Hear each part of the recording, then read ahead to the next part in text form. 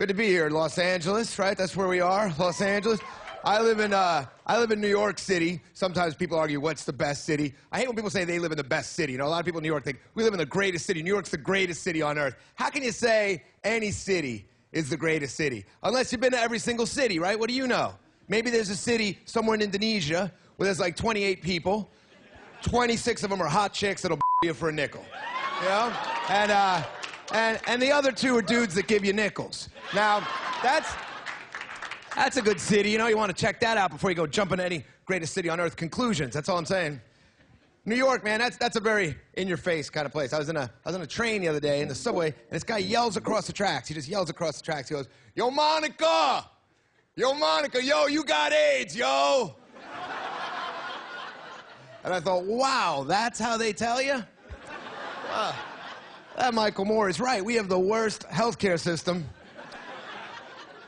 Up in Canada, they probably call you up, right? Maybe an email or something. They don't just hire some kid to scream across the subway tracks. Some people stay happy. You see happy people everywhere, even when they shouldn't be happy. They have no right to be happy, but they're happy as hell. Like I saw these homeless guys, and they were singing a cappella. They were a homeless a cappella group. They were homeless, singing a cappella, shaking a cup for money. First of all, how do those guys even meet? You know, it's hard enough to form a band when you got a house and a phone and all kinds of other band-forming apparatuses, you know, but how do you bump into other a cappella enthusiasts when you're out there on the homeless scene? You know? You think you're just sitting around the shelter one day? I need some crack. Me too, me three. Oh. Some people are way too happy. These people that make waiters sing happy birthday to them in restaurants, when they're grown-ups and they're adults, it's not Chuck E. Cheese, they're adult, grown-up people, and now every restaurant you go to, it's like happy birthday singing time, like it doesn't suck enough to be a waiter. Now you gotta become some kind of cabaret lounge act, celebrating some guy not dying for the last 365 days. Did you do anything special for birthdays? Man, I was in a restaurant the other day, they came out at least four separate times to sing happy birthday to all the different tables. You can't even place your order because your waiter's gotta become part of the shenanigans at table 5, you know. And 4 different times singing happy birthday to adults, and they gotta make a big deal out of it. They gotta go in the back, they gotta dim the lights, you bring a cupcake with a sparkler or a candle on it or something. Even the dishwasher's out there singing to people. Happy birthday to you, happy birthday to you. It's my birthday too, but no one's singing happy birthday to me because I'm in the back washing dishes for 50 cents an hour, but somehow I'm the bad guy for taking away American jobs. What job am I taking away?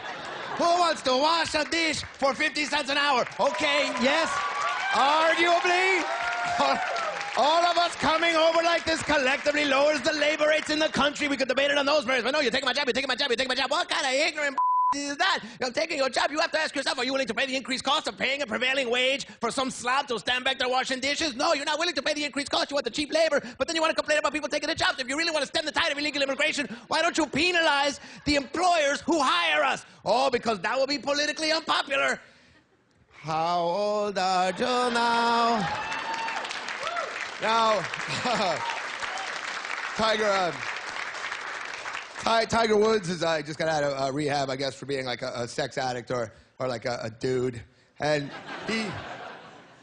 there's a lot of hypocrites on TV, all the relationship experts talking about, you know, how do you avoid trouble in your relationship? More communication. That's what they say, right? You need more communication. You think that's the secret? More communication? There's too much communication. That's the problem. Too much texting, too much email. It's just too easy to get caught. That's the problem right now. Look at Thomas Jefferson. Look at Thomas Jefferson. He cheated on his wife with a slave in the 1700s. They caught him 4 years ago. Now, if you cheat on your wife and you cover it up for 200 years, you're pretty much thinking you're home free. That's all I'm saying. More communication. How is he supposed to communicate? What was he supposed to do? How could he communicate that problem? How would communication? Elon, I think we really need to communicate. I really, really want to have sex with other women. It's really hard not to. I really want to. I'm a very successful celebrity, and women throw themselves at me, and I want to have sex with them. I want to have sex with other women sometimes, because I was a loser, nerdy little golfer geek for years, and now I have access to all these women, and it's very hard to just turn that button off. I mean, I really want to have sex with them, and it would mean nothing to me. I love you, and I love our family, but occasionally I want to have sex with some women, it would mean nothing. And I know you don't understand, because men and women are different like that. Like, I don't understand a lot of things about you. Like, I don't understand how much you love shoes. You know? But if hundreds of free pairs of shoes showed up in your hotel room every night, I guarantee you'd keep a pair every once in a while. Thank you very much.